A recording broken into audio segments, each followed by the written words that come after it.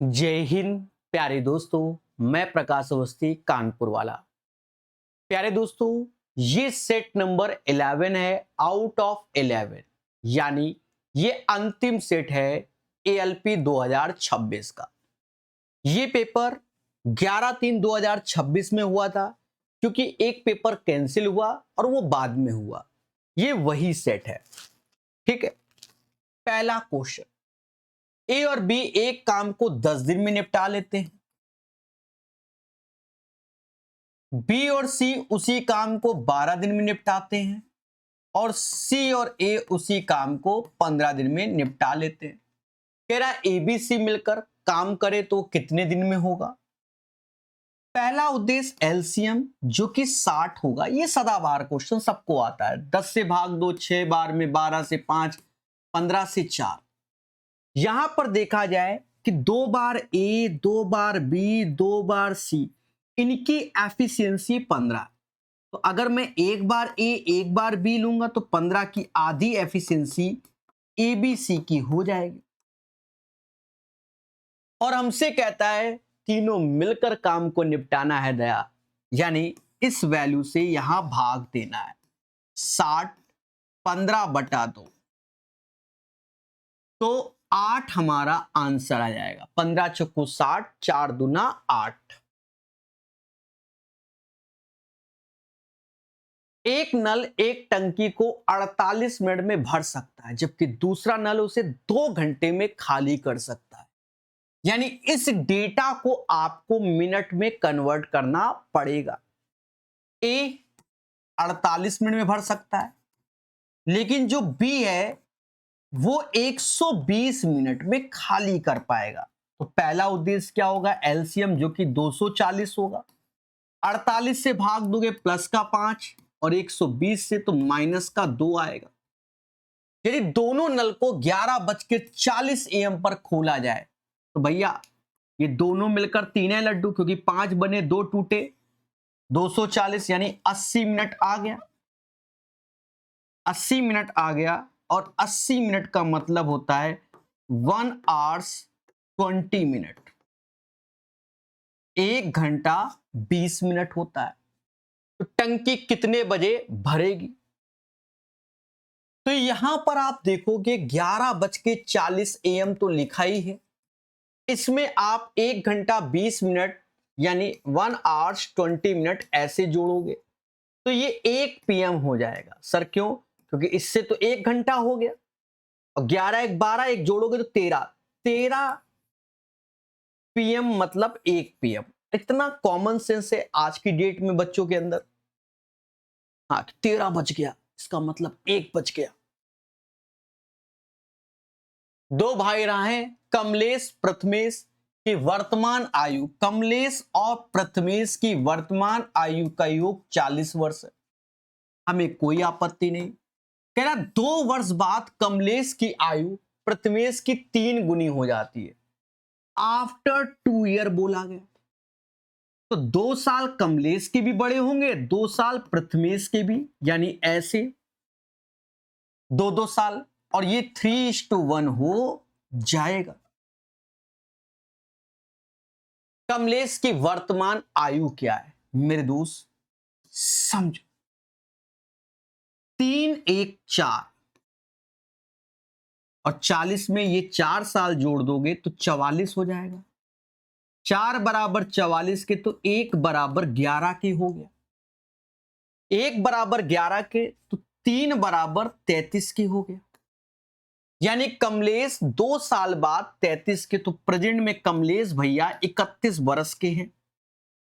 31 year is the right answer question number 3 का। समझ गए मेरे दोस्त? चलिए आगे बढ़ेंगे। यदि किसी आयत की लंबाई में 40% की वृद्धि की जाए तो उसकी चौड़ाई में कितने प्रतिशत की कमी की जाए जिससे उसके क्षेत्रफल को अपरिवर्तित रखा जाए। 40% बढ़ाया, कितना कम। तो देखो आपको इसमें कुछ नहीं करना, बड़ा सिंपल क्वेश्चन है। ये 40% की वैल्यू होती है 2/5, यानी 5 से कोई चीज 7 हो गई। ये पढ़ाते हैं, बेसिक क्वेश्चन में आता है। कि 5 से कोई चीज 7 हो गई, 7 से वापस 5 में लाना है, दोनों का अंतर 2, लेकिन 7 से लाना है 2/7 गुणे 100। ऐसे कर लो। और देखो मेरे भाई, वैसे तो 28 पॉइंट समथिंग, या ऐसे कर लो 20 है, 7 दूनी 14, फिर 60, 8 48, 28 पॉइंट समथिंग। तो वैसे तो लोग याद करते हैं क्या कि भैया 1/7 सर 14 से ही 2/7%, और आप कह रहे हो कि 2/7 तो सर 28 से ही 4/7%। लेकिन यहां चुपचाप भाग दे दो, कहा जा रहा है कितना सेकंडों में खेला, अब तैयार है तो टिक मारो, नहीं तैयार तो ऐसे कैलकुलेट कर लो। समझे कि नहीं? ओ व्रत का केंद्र है, एबीसीडी एक साइक्लिक क्वाड्रिलेटरल यानी चक्री चतुर्भुज है, जिसमें एबीडीसी के समांतर है। तो मैंने एक साइक्लिक क्वाड्रिलेटरल बना लिया आपके सामने, और यहां कहता है कि जो एबी है वो डीसी के समांतर है। हमने कहा ठीक है। उसके बाद ऐसे करके, क्योंकि साइक्लिक कोऑर्डिनेटर है, चारों पॉइंट सर्कल को टच करने चाहिए, ये बन गया। कह रहा ए बी सी डी के समांतर अगर दो लाइनें ऐसे पैरेलल होती हैं तो इन दोनों एंगल का सम 180 होता है ट्रांसवर्सल लाइन से जब थ्रू होता है। ठीक है, अब पढ़ते हैं। कह रहा है ए डी ए बी 72 है, डी ए बी 72 डिग्री है। एडीसी और अधिक कोण डीओबी का अनुपात एडीसी। तो हम जान गए कि अगर ये दोनों पैरेलल हैं तो इन दोनों का सम 180 होना चाहिए। ये 72 है तो 180 में 72 गया तो ये 108 आएगा, यानी 108 आ गया। अनुपात में चाहिए तो आगे आए। अधिक कोण डीओबी का मान चाहिए, मेजर एंगल। ठीक है, मेजर एंगल, तो मेजर एंगल चाहिए। देखो, तो कहीं ना कहीं डीओबी ऐसे बना लो, डीओबी यानी ये एंगल के बारे में बात कर रहा है। डीओबी, इधर माइनर उधर मेजर, ऐसे समझ लो। ठीक है, माइनर और मेजर। ठीक है, तो इसके बारे में जब बात करेगा तो हम जानते हैं कि केंद्र पर बना हुआ कोण वृत्त पे बने हुए कोण का 2 गुना यानी 144 हो जाएगा। तो ये हमारा 144 आ गया। तो भैया रेशियो देख लो, तो 3:4, 36 तीना 36 चौके, 3:4 इज द राइट आंसर। दो संख्याएं 6 और 7 के अनुपात में है, एचसीएफ 9 है, एलसीएम क्या 9 का मल्टीपल। या तो आप देखो भाई, एचसीएफ जो एलसीएम होगा वो 9 का मल्टीपल होगा। तो सर ये होता नहीं, ये होता नहीं, 6 4 10 3 13 होगा नहीं, फिर ये आंसर। वरना पहली संख्या 6 गुणे 9 होगी, दूसरी 7 गुणे 9 होगी। एलसीएम 6 गुणे 7 गुणे 9, 7 छंग 42 गुणे 9, 9 ऐसे 9 दूनी 18, 36 और 1 37।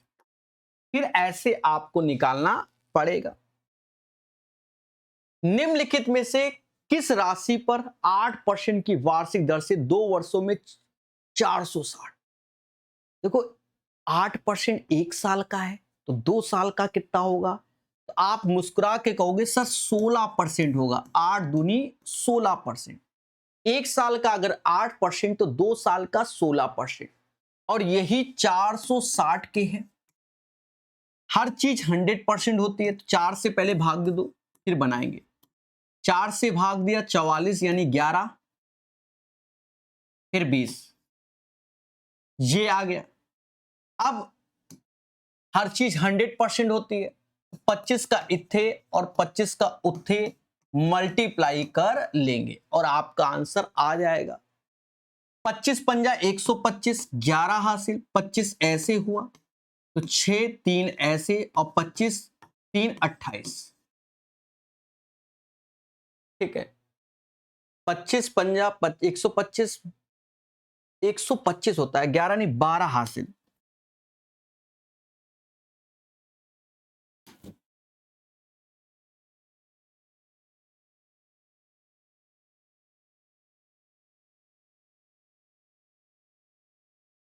125, फिर 25,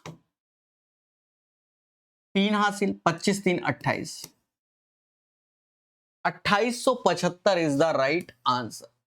ठीक है, सिंपल क्वेश्चन था, वो माइनर से मेरे से मिस्टेक हुई, वो तो ऑप्शन से ही क्लियर है, वरना तो खेला हो जाता मेरे साथ भी, समझे नहीं जल्दबाजी में। 2875 इज द राइट आंसर। कह रहा बहुलक निकालो। देखो इसमें बहुलक का फॉर्मूला तो आपको मालूम होगा सर क्या होता है। बहुलक का formula lower limit frequency f minus f1, f minus f1 और f minus f2 into height h। अच्छा एक और चीज समझो, बहुलक हमें गिवन है जो कि 37.5 है। बाकी के साथ थोड़ा सोचना है। सोचना क्या है कि ये जो p की वैल्यू है ऑप्शंस में जाकर देखो, ऑप्शन में देखो 4 2 5 6, यानी ये 7 से कम आ रही है, तो बहुलक का फ्रीक्वेंसी f इसे देंगे।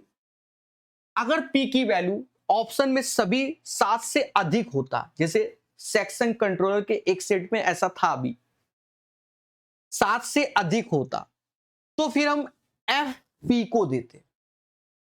उसके सेटों को जरूर देखना, बढ़िया बढ़िया क्वेश्चन मिलेंगे। तो बस अब ये सिंपल है, इसके ऊपर वाले को F1 बोलते हैं, इसके नीचे वाले को F2 बोलते हैं। यहां लोअर लिमिट हो जाएगा, इसका अंतर हाइट हमारा 10 हो जाएगा, पुट कर दो। तो लोअर लिमिट आ गया 30, ठीक है। F माइनस F1 7 में से 4 गया, 3 आया, 10 का गुणा, क्योंकि बाद में हाइट का भी करना है तो 10 का कर लो पहले। नीचे 3 ऐसे F में से, तो ये 7 माइनस पी। और इसमें भी दिमाग लगाओ।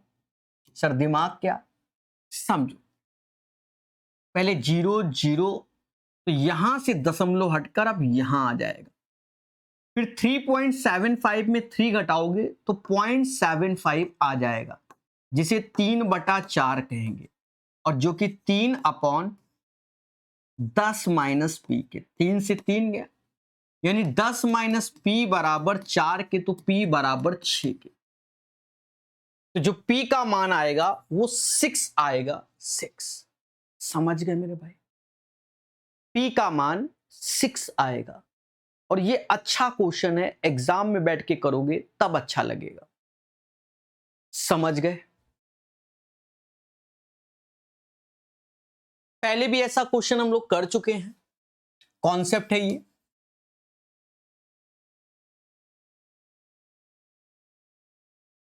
कह रहा है 6820 की धनराशि को विकास, टीना, सुमित के बीच इस प्रकार विभाजित किया जाता है कि उनके हिस्सों में इतने की कमी की जाए, तो उनका अनुपात इतना है। अब बात को समझो,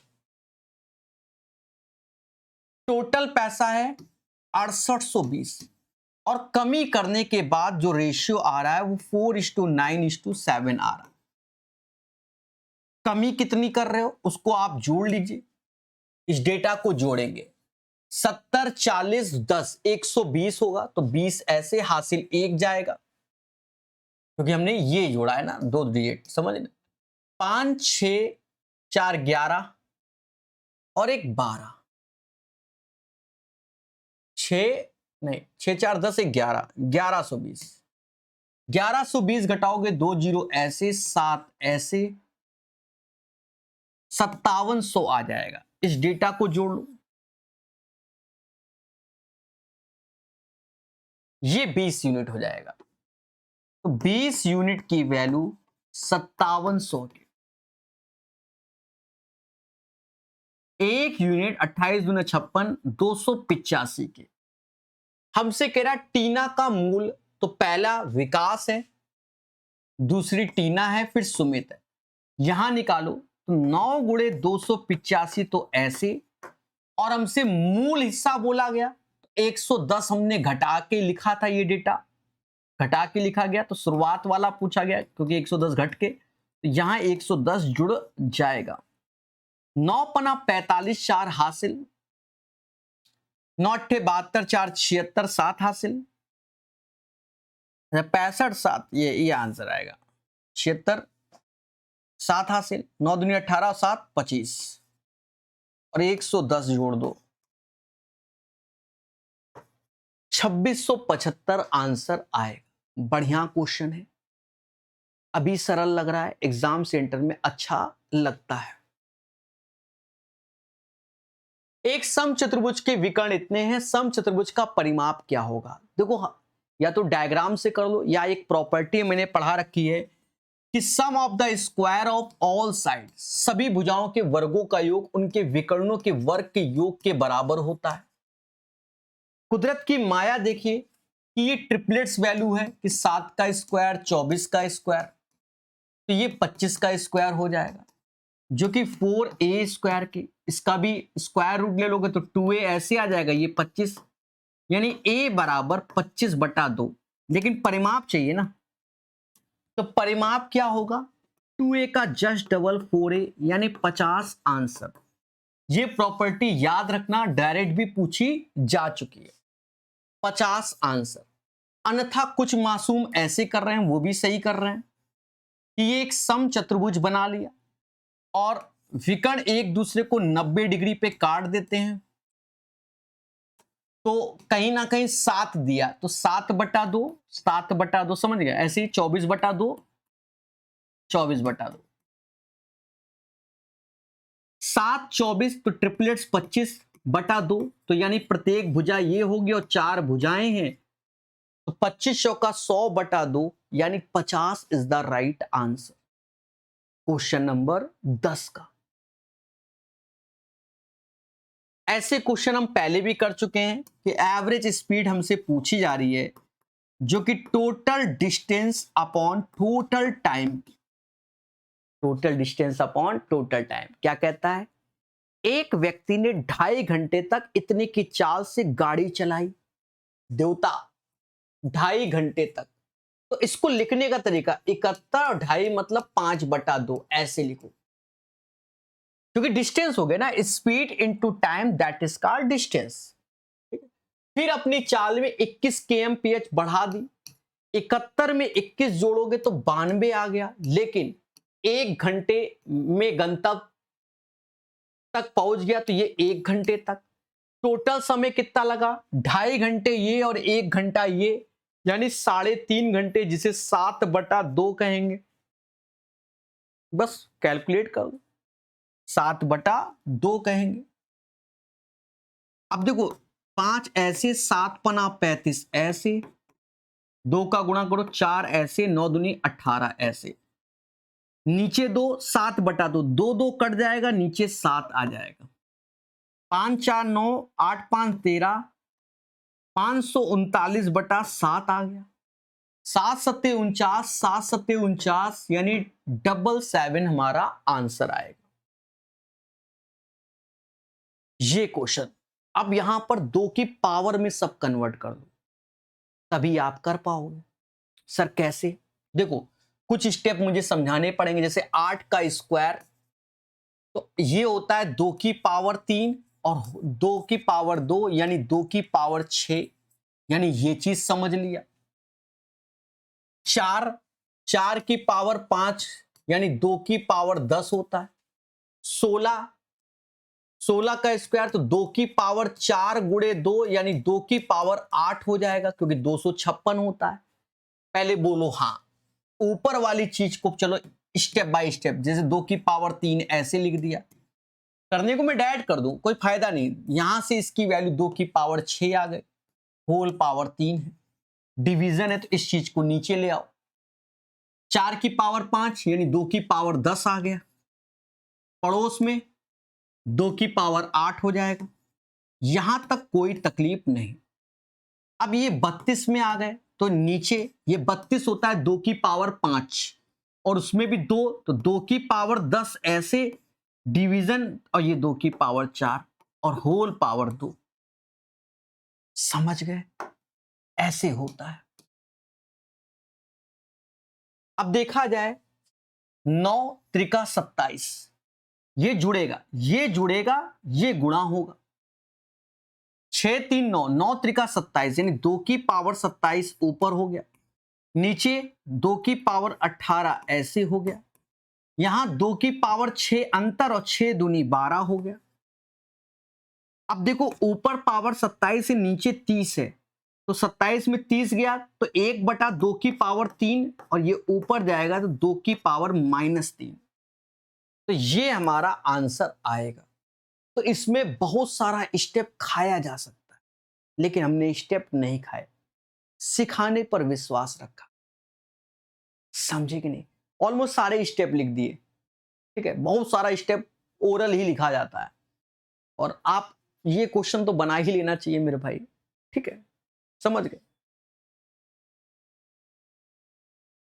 कई बार आया ये क्वेश्चन, हर सेट में मिलेगा। एक विद्यार्थी के अंक गलती से 73 की बजाय 70 हो गए, यानी 3 अंक कम हो गए। अब ये 3 अंक कितने विद्यार्थियों को इफेक्ट डाल रहा है? तो n विद्यार्थियों को इफेक्ट डालेगा और हर विद्यार्थी के इतने कम, यानी n गुणे 3/2, यानी 2 विद्यार्थी। तो क्लास में छात्रों की संख्या क्या है? 2। स्क्वायर रूट आप जानते हो कि 2 मीन प्रोपोर्शन में square root under root a b होता है। तो 49 और 25, 49 का 7 आया, 25 का 5 आया, 7 पना 35 आंसर आया। 7 पना 35। देखो क्वेश्चन पेपर में अधिकतर बच्चे इसको छोड़ ही दिए होंगे, 90% बच्चे छोड़, 10% पढ़े लिखे बच्चे होते हैं, उनमें से आधे खुदे टीचर होते हैं। हाँ, मतलब आता पढ़ा लिखा, मतलब समझे, ये क्वेश्चन वही बंदा सही करके आया होगा जिसे मैथ वास्तव में आती है। ठीक है, अच्छा क्वेश्चन है, कॉन्सेप्ट नहीं लिख रहा है, इसमें बदलाव रहता ही है। चलो पढ़ते हैं। एक नाव धारा की दिशा में 60 किलोमीटर दूरी उतने ही समय में तय करती है जितने समय में धारा की विपरीत दिशा में 36। देख रहे हो? यानी यहां पर आप देखोगे उतने ही समय में तय करती है। उतने ही समय का मतलब टाइम हमारा कांस्टेंट है। जब टाइम हमारा कांस्टेंट है यानी फिक्स है, तो हम जानते हैं speed directly proportional to distance होती है। बोलो हां। अब स्पीड धारा की दिशा को हम लोग क्या बोलते हैं? डाउन स्ट्रीम बोलते हैं। और धारा की दिशा में 60 किलोमीटर और धारा के अगेंस्ट जिसे हम अप स्ट्रीम बोलते हैं वो 36। तो कहता है 12 से 5 बार, 12 से 3 बार, 5/3 का रेशियो आ गया। ये डाउन स्ट्रीम, याद रहे, ये डाउन स्ट्रीम अप स्ट्रीम का रेशियो आया। इसमें एक वेरिएबल इंट्रोड्यूस करना चाहो तो एक्स कर लो। अगर आपसे ये कह दे बोट की चाल क्या होगी, नाव की चाल, तो इन दोनों के योग का आधा यानी 4x होगा। अगर आपसे कहते धारा की चाल क्या होगी, धारा की चाल मतलब वाटर की चाल बोल दे, इन दोनों के अंतर का आधा यानी x होगा। ये चीज पहले से माइंड सेट कर लो। अब आगे कहानी, फिर नाव 240 किलोमीटर की एक राउंड ट्रिप की यात्रा करती है। राउंड ट्रिप 240 यानी 120 गए, 120 किलोमीटर ये है राउंड ट्रिप। समझे कि नहीं? ऐसे गया और ऐसे वापस आया, ये राउंड ट्रिप हो गया, जिसमें वो 120 किलोमीटर आगे बोल भी रहा है धारा की दिशा में तय करती हो, इसने बोल दिया।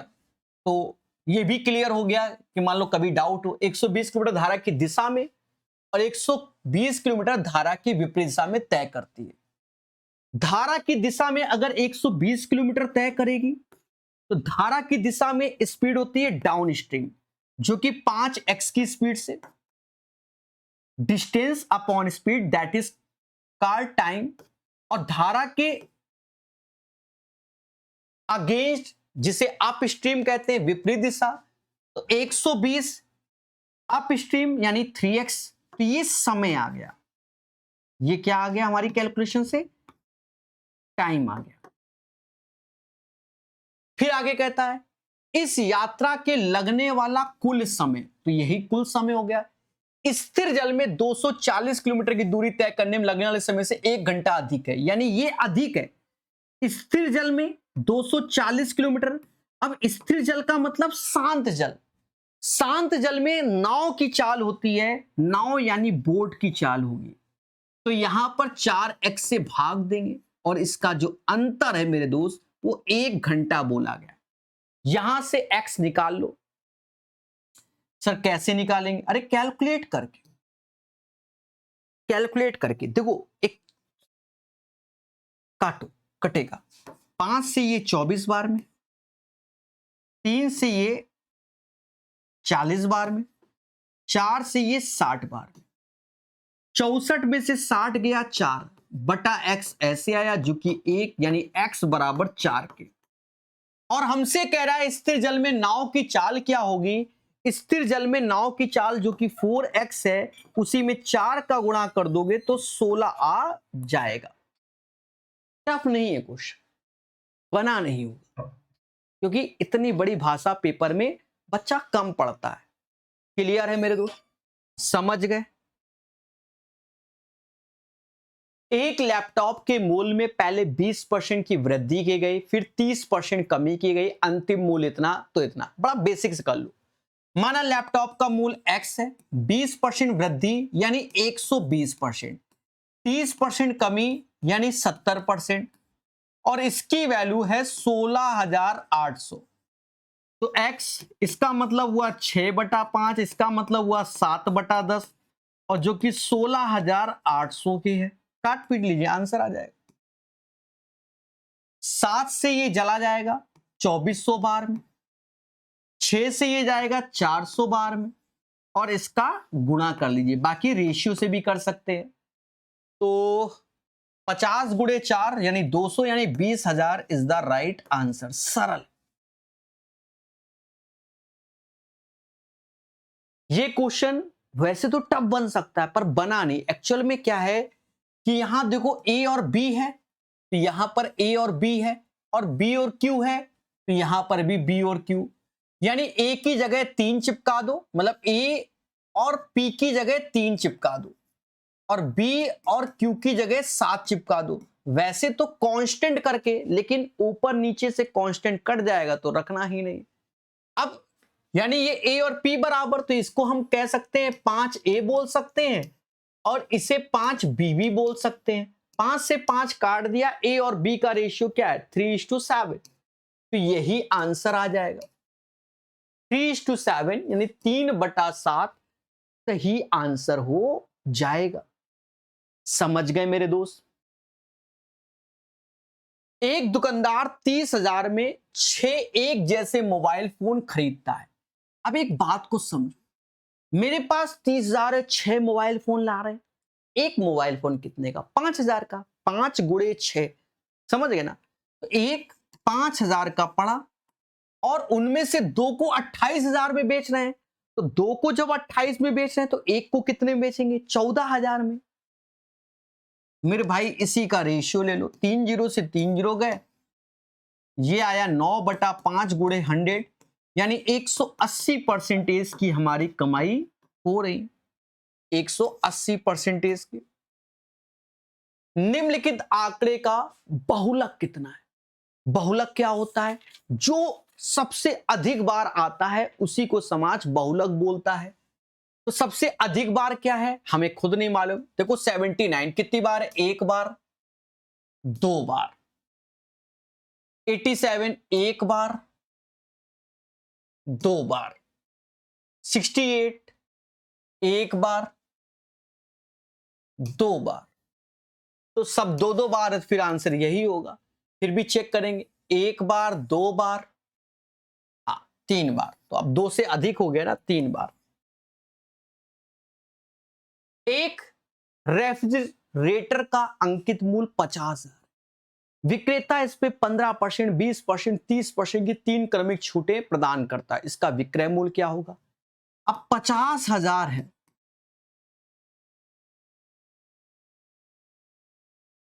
15% छूट, 100 में 15 कम कर दोगे तो 85% आएगा। 20% कम कर दोगे तो 80% आएगा। 30% कम कर दोगे तो 70% आएगा। ठीक है, अब इसे कैलकुलेट करो। देखो परसेंटेज जीरो खाता है, ये तो आप जानते हो। ये 2% से ये 4 जीरो चले गए, इस परसेंटेज से ये जीरो चला गया। अब समझो, इससे 2 इसमें दे दोगे तो ये 170 हो जाएगा। इससे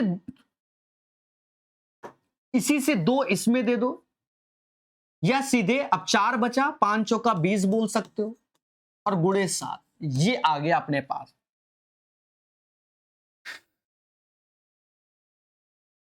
देखो 2 जीरो तो आने ही आने हैं। 49 9 दूनी 800 लास्ट में किसके, एक ही के है, यानी आंसर 23,800 हो जाएगा। 23,800 इज द राइट आंसर। ये क्वेश्चन एक अच्छा क्वेश्चन है, पहले भी मैं ऐसे क्वेश्चन करा चुका हूं। ठीक है, देखो करने को इसके कई सारे तरीके होते हैं, मार्केट के अंदर बहुत सारा तरीका है, लेकिन रेशियो से भी लोग कर ले जाते हैं, पर मैटर वैल्यू पे डिपेंड करता है। 64%, 67%, यहां पर फिर उसको कन्वर्ट करो, फिर बड़ा समय लगता है। पहले आप बेसिक समझो कि एक्चुअल होता क्या है। इसमें क्या है कि सीपी और एसपी पे चर्चा होती है। मैं कैलकुलेट नहीं करूंगा, बस समझाऊंगा। एक वस्तु 64% लाभ पर बेची जाती है। मान लो कोई चीज 100x की है तो 164x पे बेची जाती है, कोई दिक्कत नहीं। कह रहा क्रय मूल्य में 60 की वृद्धि हो गई। क्रय मूल्य में 60 की वृद्धि यानी 100x के साथ 60 रुपए आपको एक्स्ट्रा पेमेंट कर रहे हैं, तो विक्रय मूल्य में 65 की कमी करनी पड़ती है, यानी 164x माइनस 65 करना पड़ेगा। ऐसा करने से 42.5% लाभ होता है। अब 42.5% का मतलब 42 से ही 1 बटा 2, ये कितना हुआ, 84, 1 85 हो गया। 85 बटा 2 गुणे 100, यानी 5 से गया 17 बार, 5 से गया 20 बार, 5 से 17 बार, यानी 40 की चीज है, कोई चीज 40 की है और 57 में बेची जा रही है। तो मेरे भाई आपको करना क्या होगा, 100x plus 60 upon 164x minus 65 बराबर 40 बटा 57 करना होगा।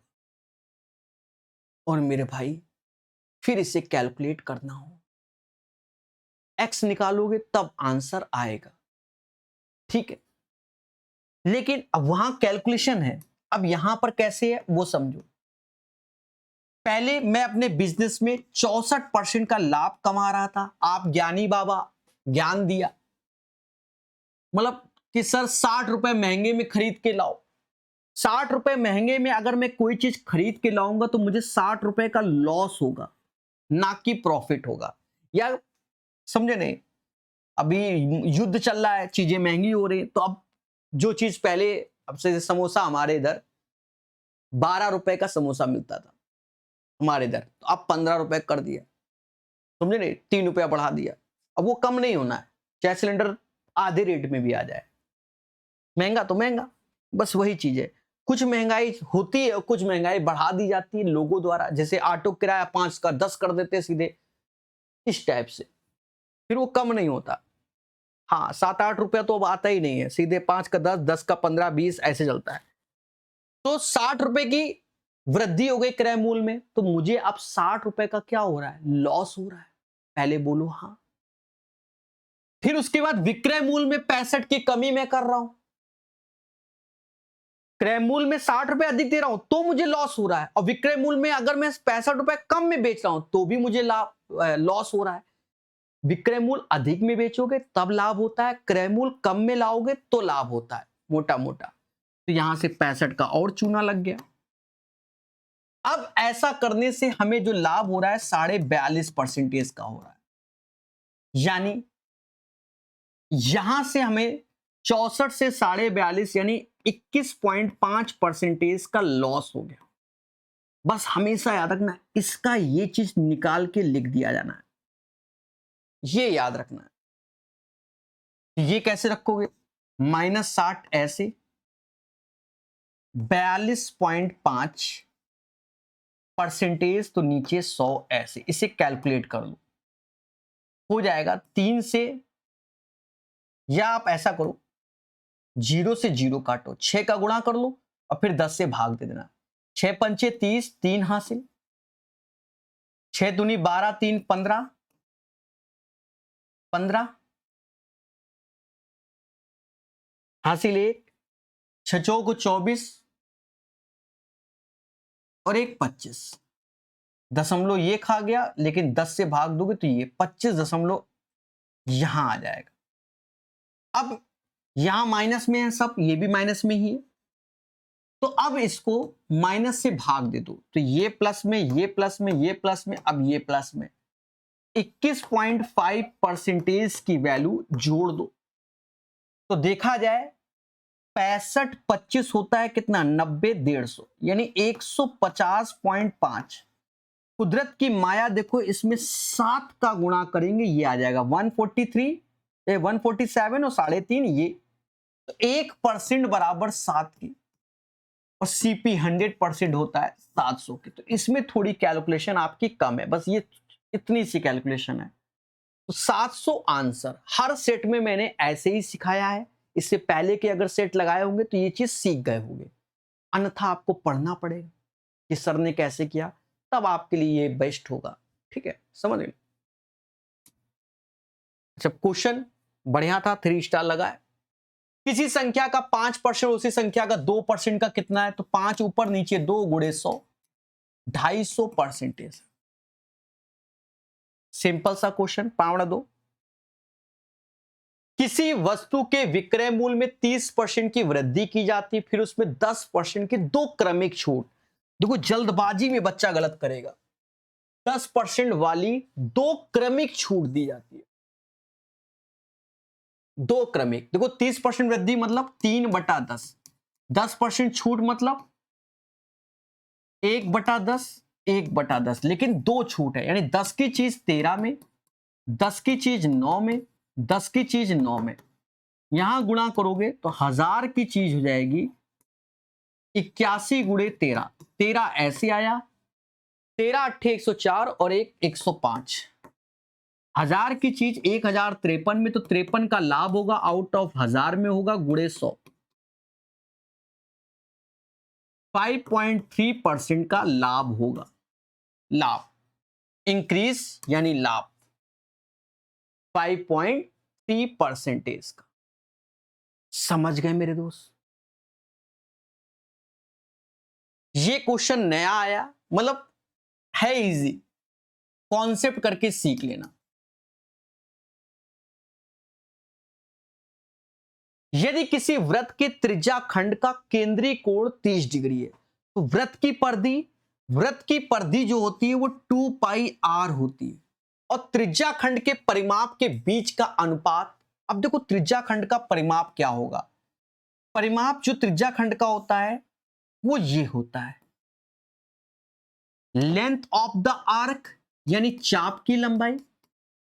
तो 30 डिग्री दिया गया, तो यहां से चाप की लंबाई, तो ये होगा 2πr, आर तो हमको दिया ही नहीं गया, थीटा जो कि 30 है, अपॉन 360, साथ में ये आर यानी 2r, ये परिमाप हो जाएगा। तो यहां पर भाई लेंथ ऑफ द आर्क और ये आर, तो पूरा परिमाप होगा ब्लू कलर वाला। 30 दूना 60 से ये 6 बार में गया, यानी यहां वैल्यू आएगी πr/6 प्लस 2r। कुदरत की माया देखो, आर तो रहना ही नहीं है, तो 2 की वैल्यू कह रहा है 3.14 का प्रयोग करो, तो यहां पर भी 3.14 का प्रयोग किया, बटा 6, तो 6 दूनी 12 ऐसे ले आओ, नीचे 6 आ जाएगा।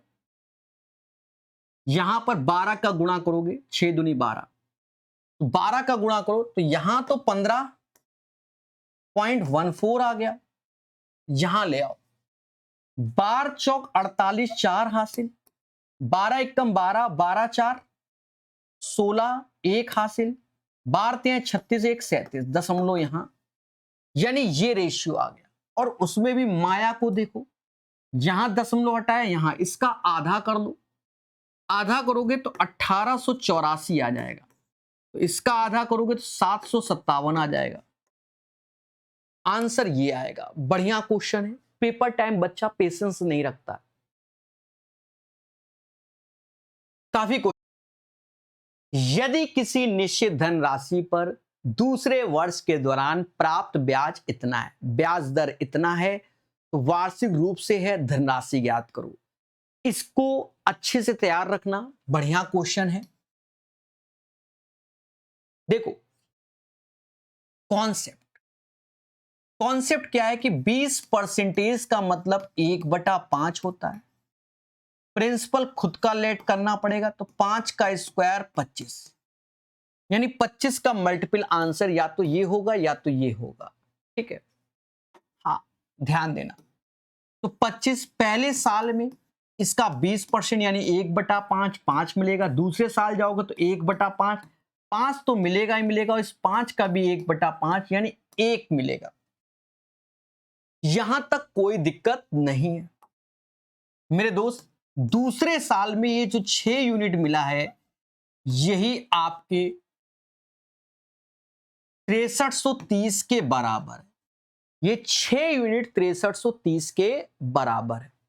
1 यूनिट के अगर हम बात करेंगे तो 6 एक बार में 0 55,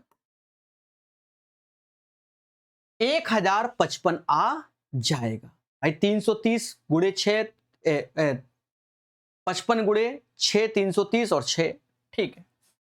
इसमें आपको 1055 का गुणा करना होगा। 125 12 हासिल, फिर 125 7 ऐसे लिखेंगे, 13 हासिल। आंसर ये हो गया। 13 का 3, फिर 1 हासिल, 25 1 26, यानी 26,375 इज द राइट आंसर। तो यहां से ये पूरे के पूरे 11 सेट कंप्लीट होते हैं। इसकी सॉल्यूशन पीडीएफ कंबाइंड आपको हमारे टेलीग्राम ग्रुप में मिल जाएगी, वहां से आप डाउनलोड कर लेना, पिन करके रखा होगा। क्लियर है? वहां पर हमने अभी 2026 में आरआरबी जेई का हो गया पूरे सेट, एएलपी जो कि पढ़ाया इसका हो गया, कंट्रोलर के हो गए सेट, सेक्शन कंट्रोलर के, और टेक्नीशियन ग्रेड 3, और साथ में ग्रेड 1 में तो एक ही सेट हुआ, वो भी करा दिया है। इन पांचों एग्जाम के आपको पीडीएफ हमारे टेलीग्राम में प्रॉपर मिल जाएगी। क्लियर है मेरे भाई?